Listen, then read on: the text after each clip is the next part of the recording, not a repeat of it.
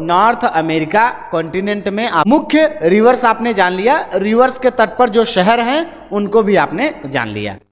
अब हमें एक दो बातें कुछ और शहरों के बारे में करनी है, ठीक है। तो हम चलते हैं, थोड़ा सा एक दो शहरों को देख लेते हैं, एक दो शहरों को देख लेते हैं जो और ज्यादा इंपॉर्टेंट है। सबसे पहले हम वेस्टर्न कोस्ट पे थे, तो वेस्टर्न कोस्ट के ही शहरों को देख लेते हैं। आप सबसे पहले इनका क्रम देखिए, देखिए यहां पर है वैंकूवर आइलैंड, ठीक है।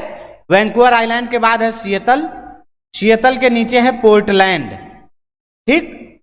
तो वैंकूवर आइलैंड, सिएटल, पोर्टलैंड, उसके और नीचे आएंगे तो है आपका सक्रामेंटो, सक्रामेंटो के नीचे सैन फ्रांसिस्को, सैन फ्रांसिस्को के नीचे लॉस एंजल्स, और लॉस एंजल्स के नीचे सैन डियागो, ठीक। और लॉस एंजल्स के हल्का सा तट के अंदर जाएंगे तो एक शहर मिलेगा लॉस वेगस। ये वेस्टर्न कोस्ट के शहर हैं, इतने शहरों को आपको एटलीस्ट ध्यान रखना होगा। इनका क्रम क्या है? वैंकूवर आइलैंड, इसकी विशेषता मैंने आपको बता दी, सिएटल की विशेषता मैंने आपको बता दी, पोर्टलैंड कोलंबिया रिवर के तट पर स्थित है ये बता दिया, इसके नीचे सक्रामेंटो और सैन फ्रांसिस्को है, ठीक। तो एक तो क्रम ध्यान रखिएगा, सक्रामेंटो, सैन फ्रांसिस्को, लॉस एंजल्स और सैन डियागो, ठीक। इन चारों का नॉर्थ टू साउथ क्रम याद रखिएगा। एक एक करके बात करते हैं इन शहरों की, एक एक दो दो विशेषताओं की। तो सक्रामेंटो और सैन फ्रांसिस्को की बात करें तो ये दोनों का अगर आप लोकेशन देखेंगे तो इन दोनों का जो लोकेशन है वो पड़ता है 25 से 40 डिग्री के बीच में, 25 से 40 डिग्री के बीच में, और वेस्टर्न कोस्ट पर। तो हमने आपको बताया था कि किसी भी कॉन्टिनेंट के 25 से 40 डिग्री लैटिट्यूड पर कोई क्षेत्र अगर स्थित है और वेस्टर्न कोस्ट पर है वो, तो वहां पर एक स्पेसिफिक क्लाइमेट पाया जाएगा, और उस स्पेसिफिक क्लाइमेट को कहा जाता है मेडिटरेनियन क्लाइमेट, मेडिटरेनियन क्लाइमेट, ठीक है। तो सक्रामेंटो, सैन फ्रांसिस्को, ये पूरा जो क्षेत्र है वो मेडिटरेनियन क्लाइमेट या भूमध्य सागरीय जलवायु के क्षेत्र में स्थित है। अब जब मेडिटरेनियन क्लाइमेट का क्षेत्र है तो इसका मतलब दो विशेषताएं एकदम आंख बंद करके ध्यान रख लीजिए। पहला, रेनफॉल इन विंटर, रेनफॉल कब होगा? तो विंटर सीजन में, और जो समर सीजन होगा वो ड्राई होगा, ठीक है। और दूसरी विशेषता क्या है? दूसरी विशेषता यह है यहां पर खट्टे फलों की खेती होगी, खट्टे फलों की खेती, जैसे अंगूर हो गया, है ना, सावर जो फ्रूट्स होते हैं उनकी खेती होगी, जैसे अंगूर हो गया, ऑरेंज हो गया, है ना, इस टाइप के जो फल होते हैं उनकी खेती होगी। इसके अलावा जो फूड प्रोसेसिंग इंडस्ट्री है उसका अपने आप डेवलपमेंट इस पूरे के पूरे क्षेत्र में ज्यादा मात्रा में हो जाएगा, ठीक। तो सक्रामेंटो और सैन फ्रांसिस्को ये दोनों, सक्रामेंटो क्षेत्र में ही एक नदी भी है, सक्रामेंटो ही उसका नाम है, तो सक्रामेंटो नदी के तट पर ही सक्रामेंटो शहर स्थित है, ठीक। अब आते हैं सैन फ्रांसिस्को की विशेषता पर। सैन फ्रांसिस्को का पहला विशेषता कि मेडिटेरेनियन क्लाइमेट के क्षेत्र में स्थित है और इसलिए खट्टे रसदार फलों की खेती होती है। साथ ही साथ फूड प्रोसेसिंग इंडस्ट्रीज का डेवलपमेंट बहुत ज्यादा हुआ है इस सैन फ्रांसिस्को के क्षेत्र में, ठीक है। इसके अलावा जो सैन फ्रांसिस्को शहर है इसको कहा जाता है city of golden gate, city of golden gate, ठीक है। तो सिटी ऑफ गोल्डन गेट के नाम से फेमस है सैन फ्रांसिस्को, ठीक। अगली विशेषता, सैन फ्रांसिस्को शहर में ही एक घाटी है, एक वैली है जिसको कहा जाता है Santa Clara valley. Santa Clara valley famous है सिलिकॉन वैली के नाम से, तो सेंटा क्लारा वैली उसी का दूसरा नाम है सिलिकॉन वैली, सिलिकॉन वैली जो इलेक्ट्रॉनिक्स हब है ना, खासकर ई चिप यानी इलेक्ट्रॉनिक चिप्स जो बनते हैं उनका सबसे बड़ा हब है पूरे दुनिया में, ठीक। तो सिलिकॉन वैली, जैसे भारत में अगर आप देखेंगे तो भारत का सिलिकॉन वैली बेंगलुरु को कहा जाता है, क्योंकि आईटी सेक्टर का सबसे ज्यादा डेवलपमेंट वहीं पर हुआ है। उसी तरीके से सेंटा क्लारा वैली या सिलिकॉन वैली को यहाँ का आईटी हब कहा जाता है। आईटी का जो मेन सेंटर है वो यही सेंटा क्लारा वैली, जिसको सिलिकॉन वैली के नाम से जाना जाता है। ठीक है। इसके बाद ये पूरा का पूरा अगर आप क्षेत्र देखेंगे तो ये पूरा क्षेत्र जो है वो कैलिफोर्निया का है। तो कैलिफोर्निया की भी विशेषताएं यही हो जाएंगी। कैलिफोर्निया भी भूमध्य सागरीय क्षेत्र में भी पड़ता है। ठीक है। इसके अलावा सैन फ्रांसिस्को की बात हो गई। सैन फ्रांसिस्को के नीचे आइए तो आपको एक और शहर मिल रहा है जिसका नाम है लॉस एंजल्स। यहाँ पर देखिए लॉस एंजल्स। तो लॉस एंजल्स सबसे ज्यादा फेमस है सबसे पहले अपने हॉलीवुड के लिए, हॉलीवुड। ठीक। दूसरा चीज, लॉस एंजल्स का भी जो क्लाइमेटिक कंडीशन है वो ज्यादातर ड्राई होता है, आसमान जो है वो खुला होता है, इसलिए एयर के जो भी रिसर्च होते हैं वो यहीं लॉस एंजल्स में भी होते हैं। तो लॉस एंजल्स में एयर रिसर्च सेंटर भी स्थापित है, वायुयान परीक्षण केंद्र भी बनाया गया है यूएसए का। ठीक है। तीसरी बात, लॉस एंजल्स जो है वो यूएसए का सेकेंड पॉपुलेटेड सिटी है। दूसरा सबसे बड़ा शहर है जनसंख्या की दृष्टि से, वो लॉस एंजल्स ही है, नॉर्थ अमेरिका का या आप कह सकते हैं यूएसए का। ठीक है। इसके अलावा अगर आप लॉस एंजल्स के ईस्ट की तरफ देखेंगे तो लॉस वेगस है। ठीक है। लॉस वेगस ये वहाँ का एक बहुत ही आप कह लीजिए कि मनोरंजक शहर है लॉस वेगस। आप ये कह सकते हैं बहुत ही वेल डेवलप्ड एरिया है। ठीक है। जो अपने बीचेस के लिए, अपने समुद्री बीच जो होते हैं उसके लिए फेमस है लॉस वेगस। ठीक है। इसके अलावा इसके लॉस एंजल्स के नीचे अगर आप देखेंगे तो यह है सैन डियागो शहर। सैन डियागो शहर जो है वो पैसिफिक ओशन पे पनामा से सबसे नजदीकी बंदरगाह है। ठीक है। तो पैसिफिक ओशन तट पे पश्चिमी या यूएसए का पश्चिमी तट पर पनामा से सबसे नजदीकी बंदरगाह है, इसलिए इसका इकोनॉमिक इंपॉर्टेंस बहुत ज्यादा है। तो सैन डियागो के बारे में ये ध्यान रखिएगा। ठीक। तो ये पश्चिम के शहर हो गए जो आपको मुख्य हैं, जिनको आपको ध्यान में रखना है। ठीक है। अब हम थोड़ा सा पूर्वी तट पर चलते हैं और जो ईस्टर्न कोस्ट है यूएसए का जो सबसे ज्यादा इंपॉर्टेंट है उस पे एक दो जो शहर हैं उनको देख लेते हैं। ठीक है। तो ईस्टर्न कोस्ट पे अगर आप आएंगे तो सबसे पहले हम क्या करते हैं, एक क्रम देखते हैं। क्रम में अगर आप देखें यहाँ पे न्यू फाउंडलैंड है, न्यू फाउंडलैंड की राजधानी सेंट जॉन्स है। ठीक। न्यू फाउंडलैंड का जो कॉन्टिनेंटल शेल्फ है उसी को ग्रैंड बैंक कहा जाता है, ग्रैंड बैंक। तो न्यू फाउंडलैंड का जो कॉन्टिनेंटल शेल्फ है वो फिशिंग के लिए बहुत ज्यादा फेमस है, और वहां पर फिशिंग जब आप करेंगे तो उसको रखने के लिए कुछ बनाना पड़ेगा, तो उसी को ग्रैंड बैंक के नाम से जाना जाता है, जो दुनिया में सबसे ज्यादा फिशिंग के लिए विख्यात है। ठीक है। उसके अगर आप नीचे आएंगे तो ये आपका हैलीफैक्स है। हैलीफैक्स, जहां मैंने बताया कि हैलीफैक्स से शुरू होता है ट्रांस कैनेडियन रेलवे जो वैंकूवर तक जाता है। ठीक है। तो ये ट्रांस कैनेडियन रेलवे का ईस्टर्न जंक्शन है जो कि हैलीफैक्स है। ठीक। या कनाडियन नेशनल रेलवेज भी कहा जाता है, उसका ईस्टर्न जंक्शन है। ठीक है। इसके नीचे अगर आप आएंगे तो आपको दिख जाएगा शहर बोस्टन। बोस्टन शहर की बात करें तो ये यूएसए का सबसे प्राचीनतम सिटीज है में से एक है, जो ज्यादातर कॉटन इंडस्ट्रीज के लिए फेमस है ना। सूती वस्त्र उद्योग जो है, कॉटन इंडस्ट्रीज का जो सबसे पहला विकास हुआ था यूएसए में वो इसी बोस्टन शहर में हुआ था। ठीक है। और बाकी ये पूरे के पूरे शहर अगर आप देखेंगे तो पोर्ट के रूप में, एक बंदरगाह के रूप में भी इनका अपने आप में महत्व है। बोस्टन के जस्ट नीचे देखेंगे तो न्यूयॉर्क शहर है। न्यूयॉर्क जो हडसन नदी के किनारे पर स्थित है, हडसन नदी के तट पर स्थित है, फाइनेंशियल और कॉमर्शियल कैपिटल है। ठीक है। अब the big sky scrapers city कहा जाता है इसको, गगनचुंबी इमारतों के लिए। ठीक है। तो ये विशेषता हो गई न्यूयॉर्क की। न्यूयॉर्क के नीचे अगर आप देखेंगे तो आपको मिलेगा एक शहर मैसाचुसेट्स।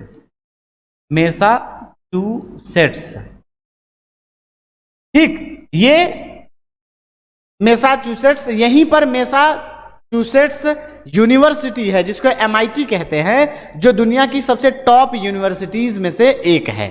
ठीक, तो ये मैसाचुसेट्स शहर हो गया जो एजुकेशन हब के रूप में डेवलप जिसका ज्यादा हुआ है, एक एजुकेशनल सिटी के रूप में, शैक्षिक शहर के रूप में। इसके नीचे अगर आप देखेंगे तो आपको मिल जाएगा फिलाडेल्फिया। ठीक है, तो फिलाडेल्फिया, ये आप शहरों का क्रम ध्यान रखिएगा कि सेंट जॉन्स है, फिर हैलिफैक्स, बोस्टन, न्यूयॉर्क, मैसाचुसेट्स और फिलाडेल्फिया। ठीक, और फिलाडेल्फिया के नीचे आएंगे तो आपको मिल जाएगा वाशिंगटन DC। वाशिंगटन DC जो कि USA की कैपिटल है, उत्तरी जो यूनाइटेड स्टेट्स ऑफ अमेरिका है उसकी राजधानी है। और वाशिंगटन DC स्थित है पोटोमैक रिवर के तट पर, पोटोमैक रिवर के तट पर स्थित है वाशिंगटन DC। ठीक, तो यहां पर ईस्टर्न कोस्ट पे ये जो शहर बन रहे हैं इनका नॉर्थ टू साउथ क्रम ध्यान रखना है। ठीक है, इसके बाद थोड़ा सा और आगे बढ़िए, अगर आप थोड़ा सा अंदर की ओर आएंगे इसी वाले क्षेत्र में जहां पर आपने बोस्टन देखा था, तो आपको एक और क्रम दिखेगा शहरों का। मैं पेन चेंज करके दिखाता हूं। सबसे ऊपर आएंगे तो आपको दिखेगा, यहां पर देखिए ये है मॉन्ट्रियल। मॉन्ट्रियल के नीचे है ओटावा। ओटावा जो कि कनाडा की राजधानी है। ठीक है, कनाडा की राजधानी है। और ओटावा का जो क्षेत्र है वो रेडीमेड गारमेंट्स के लिए ज्यादा फेमस है। ठीक, तो ओटावा कनाडा की राजधानी हो गई। ओटावा के नीचे आएंगे तो मिलेगा टोरंटो। ठीक है, टोरंटो। टोरंटो के नीचे आएंगे तो आपको मिलेगा डेट्रॉयट। डेट्रॉयट के नीचे आएंगे तो आपको मिलेगा शिकागो। ठीक, शिकागो। ये क्रम एक ध्यान रखना है आपको यहां से इस तरीके से, मॉन्ट्रियल, ओटावा, टोरंटो, डेट्रॉयट और शिकागो। ठीक है, तो ये क्रम ध्यान रखना है आपको इनका। इसके बाद अगर आप देखेंगे वेस्ट टू ईस्ट क्रम, अगर आप देखिए तो यहां पर देखिए ये है आपका पोर्टलैंड। पोर्टलैंड के बाद यहां पर है आपका मिनियोपोलिस जो मिसिसिपी रिवर के तट पे था। मिनियोपोलिस के आगे देखेंगे तो मिलावाकी, मिलावाकी के बाद टोरंटो, टोरंटो के बाद बोस्टन। ये वेस्ट टू ईस्ट क्रम है शहरों का, पोर्टलैंड, मिनियोपोलिस, मिलावाकी, टोरंटो और बोस्टन। ठीक, तो ये ध्यान रखना है। इसके अलावा जो मैंने आपको दिखाया था न्यू ऑरलियंस, यहां पर देखिए ये न्यू ऑरलियंस है। ठीक है, न्यू ऑरलियंस के ऊपर ये सेंट लुइस है। ठीक, सेंट लुइस के बगल में अगर आप देखेंगे या उसके हल्का न्यू ऑरलियंस के हल्का सा बगल में तो ये आपका ह्यूस्टन है। ठीक है, तो ये शहर है, इनको ध्यान रखना है। और जहां पर आपने ये सेंट लुइस देखा है इसी के बगल में यहां पर अगर आप देखेंगे तो एक शहर मिलेगा जिसका नाम है पिट्सबर्ग। पिट्सबर्ग, ये जो पिट्सबर्ग शहर है ये रस्ट बाउल ऑफ USA के नाम से फेमस है। Rust bowl of USA। ठीक है, रस्ट बाउल ऑफ USA। और ये दुनिया की लौह इस्पात की राजधानी कही जाती थी, है ना, iron ore capital of the world. कौन सा प्लेस? तो पिट्सबर्ग। यहां पर आयरन ओर का बहुत ज्यादा मात्रा में प्रोडक्शन होता था, लेकिन धीरे धीरे उन माइंस से अब प्रोडक्शन होना बंद हो गया, तो वो जो पिट्सबर्ग का शहर है वो अब लगभग खाली होने लगा है। इसीलिए उसको जंग का कटोरा कहते हैं या रस्ट बाउल ऑफ USA कहा जाता है पिट्सबर्ग को। ठीक है, एक समय में ये दुनिया की इस्पात राजधानी के रूप में फेमस थी। ठीक है, इसके बाद जहां पर आपने डेट्रॉयट देखा है, डेट्रॉयट के बगल में ही एक आपको शहर और मिलेगा जिस शहर का नाम है एक्रान। एक्रान ये दुनिया में सबसे बड़ा सिंथेटिक टायर बनाने का हब है। सिंथेटिक टायर बनाने का हब है एक्रान शहर। ठीक है, तो एक्रान शहर का नाम ध्यान में रखना है। ठीक, इसके अलावा कनाडा में ही जहां पर आपने ये मॉन्ट्रियल शहर देखा है, मॉन्ट्रियल के हल्का सा नॉर्थ वेस्ट में जाएंगे तो आपको यहां पर एक शहर मिलेगा जिसका नाम है विंडसर। विंडसर ये कनाडा का एक शहर है, ठीक है, जो फेमस है ऑटोमोबाइल इंडस्ट्रीज के लिए, इसीलिए विंडसर को कनाडा का डेट्रॉयट कहा जाता है। कनाडा का डेट्रॉयट, ठीक है। तो कनाडा का डेट्रॉयट नाम से फेमस है विंडसर, जो कनाडा का एक शहर है, ठीक है। इसके अलावा एक चीज और, केंटुकी एक स्टेट है, केंटुकी एक शहर है जिसको ब्लू ग्रास स्टेट के नाम से जाना जाता है। ब्लू ग्रास स्टेट के नाम से जाना जाता है केंटुकी शहर, केंटुकी, ठीक। इतनी बातें आपको ध्यान में रखना, इन शहरों को ध्यान में रखना है, खासकर इन शहरों का जो क्रम है, ठीक है, और कहां कहां पे कौन कौन से शहर पाए जा रहे हैं, इनके बारे में एक एक लाइन की जो विशेषताएं मैंने बताई उसको ध्यान में रखना है, ठीक। इतनी बातें अगर आप ध्यान में रखेंगे तो नॉर्थ अमेरिका कॉन्टिनेंट से जो भी क्वेश्चंस पूछे जाएंगे वो इन्हीं से रिलेटेड पूछे जाएंगे, इन्हीं जितनी चीजें मैंने बताई इसी के बीच से पूछे जाएंगे, ठीक है। अच्छा, एक चीज और आप देख लीजिएगा, वो ये है कि इस ईस्टर्न कोस्ट पे अगर आप देखेंगे तो आपको एक तट मिलेगा। यहां पर अगर आप देखेंगे, जहां वाशिंगटन डीसी वगैरह वाला एरिया देखा था, वहीं पास में आपको मिलेगा एक क्षेत्र जिसका नाम है केप हैटरस। यहां पर केप हैटरस, केप हैटरस, केप हैटरस से ही वो जो गल्फ स्ट्रीम की धारा है वो वहीं से बन रही है। तो केप हैटरस जो है वो दुनिया का सबसे बड़ा बीच है, दुनिया का सबसे चौड़ा केप कह सकते हैं आप इसको। केप का मतलब अंतरीप, केप मतलब समुद्र का कोई भी ऐसा हिस्सा जिसमें स्थल खंड ज्यादा अंदर तक प्रवेश किया हो, यानी जैसे ये वाला हिस्सा है, ये आप देखिए, ये इधर जल है, इधर जल है, यहां पर देखिए ये ऐसे अंदर ज्यादा एंट्री किया हुआ है, ठीक। तो ऐसे ही स्थल का खंड का कोई एक हिस्सा समुद्र में ज्यादा गहराई तक अंदर गया हो तो उसको केप कहा जाता है। तो केप हैटरस दुनिया का सबसे बड़ा बीच का उदाहरण है, या सबसे बड़ा पुलिन तट का एग्जाम्पल है। दूसरा यहां पर आएंगे, जहां पे आपने फ्लोरिडा देखा था, तो वहां फ्लोरिडा के तट पर आपको मिल जाएगा एक जगह जिसका नाम है मियामी।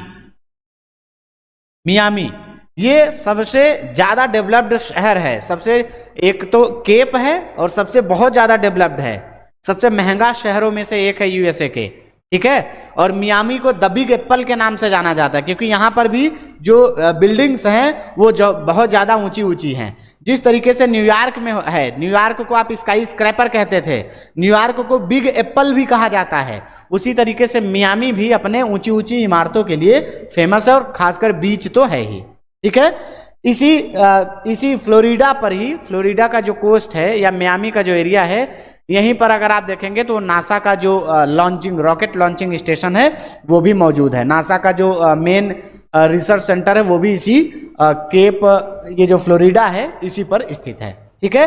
तो इतनी बातें आपको ध्यान में रखना है नॉर्थ अमेरिका कॉन्टिनेंट का। क्या क्या ध्यान रखना है? तो माउंटेन्स, उनकी विशेषताएं, प्लेटोज, लेक्स, लेक्स के किनारे पर स्थित शहर, रिवर्स, उनके तट पर स्थित शहर, और कुछ और शहर जो इंपॉर्टेंट मैंने आपको बताए हैं, उनका जो भी क्रम बन रहा है, जहां भी नॉर्थ साउथ बन रहा है, वेस्ट ईस्ट बन रहा है, वो सब मैंने दिखा दिया है आपको, ठीक है। तो ये सारी बातें आपको अच्छे से ध्यान रखना है, ताकि एग्जाम में कोई भी जो क्वेश्चन पूछा जाए उसका जवाब देने में आप अपने आप को कैपेबल पाए, ठीक है। तो ये नॉर्थ अमेरिका की हमारी चर्चा जो है वो पूरी की पूरी कंप्लीट हो गई, ठीक। अब हम कल की क्लास में साउथ अमेरिका कॉन्टिनेंट की बात करेंगे, ठीक है, दक्षिण अमेरिका महाद्वीप का, दक्षिण अमेरिका महाद्वीप की बात करेंगे, फिर अफ्रीका महाद्वीप की बात करेंगे, और उसके बाद यूरोप और एशिया की, ठीक है। और यूरोप और एशिया सबसे लास्ट में पढ़ाने के पीछे कारण यह है कि उनमें इंफॉर्मेशन और ज्यादा है, इंफॉर्मेशन ज्यादा है और चीजें बहुत ज्यादा छोटी छोटी हैं, है ना। यूरोप में अगर आप देखेंगे तो देश को पहचानना मुश्किल होता है, वहां पर रिवर्स वगैरह को देखने में और ज्यादा दिक्कत हो जाती है। तो शुरू में आप जब एटलस देखना सीख जाओगे, आई होप नॉर्थ अमेरिका पढ़ने के बाद आप एटलस को देखना और अच्छे से सीख चुके होंगे, ठीक है, कि एटलस को देखना कैसे होता है, कहाँ पर मेन मेन सिटीज हैं, उनका क्रम कैसे बन रहा है, या कौन कौन सी चीज़ों को ध्यान में रखना है, ठीक है। और जब हम साउथ अमेरिका पढ़ेंगे तो वहाँ पर चीज़ें आपको और क्लियर होगी। और जब तक आप ये चारों महाद्वीप पढ़ेंगे, Australia, north America, south America और अफ्रीका, तब तक आप एटलस देखने में पारंगत हो जाएंगे और फिर यूरोप और एशिया पढ़ाने में ज़्यादा दिक्कत मुझे नहीं आएगी, ठीक है। तो इसलिए हम इस क्रम में चल रहे हैं। आज के सेशन को हम यहीं पर रुकेंगे। इन चीज़ों को अच्छे से रिवाइज करिए, ठीक है, जितना हो सके उतना बार एटलस को रिवाइज करिए। एटलस में इन सिटीज़ को मार्क करिए, उनकी विशेषताएं एक एक लाइन की है वहीं पर लिख दीजिए, अलग पेज में नोट कर लीजिए और दिन में एक बार एटलस को जरूर देखें, ठीक है।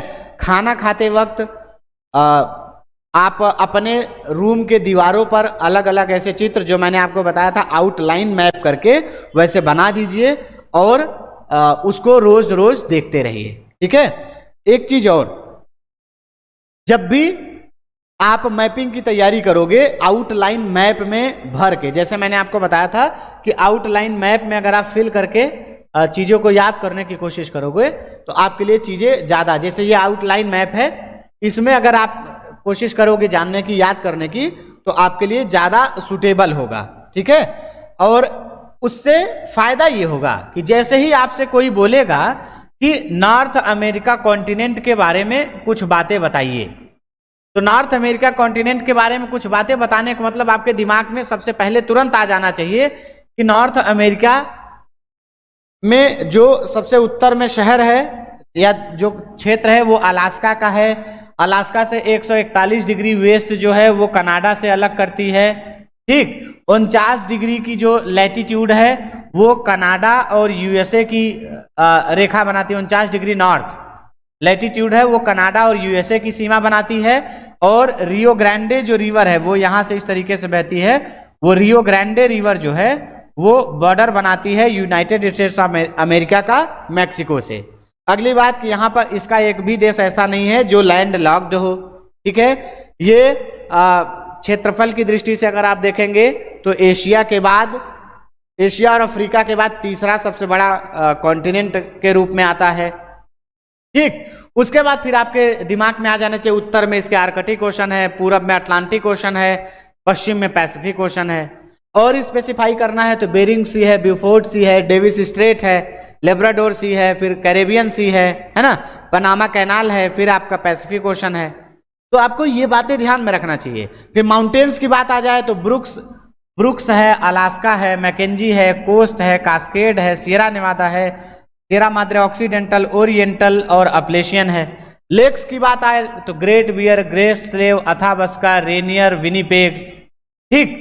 उसके बाद Superior, Michigan, Huron, Erie, Ontario, ठीक।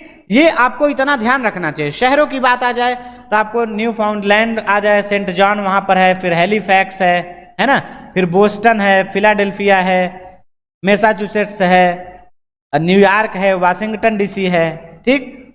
यहाँ से आएंगे तो आपका ओटावा है, मॉन्ट्रियल है, टोरंटो है। फिर इधर से आप आएंगे तो यहाँ पर आपने देखा था सिएटल है, सिएटल के बाद मिलावाकी है, शिकागो है ना।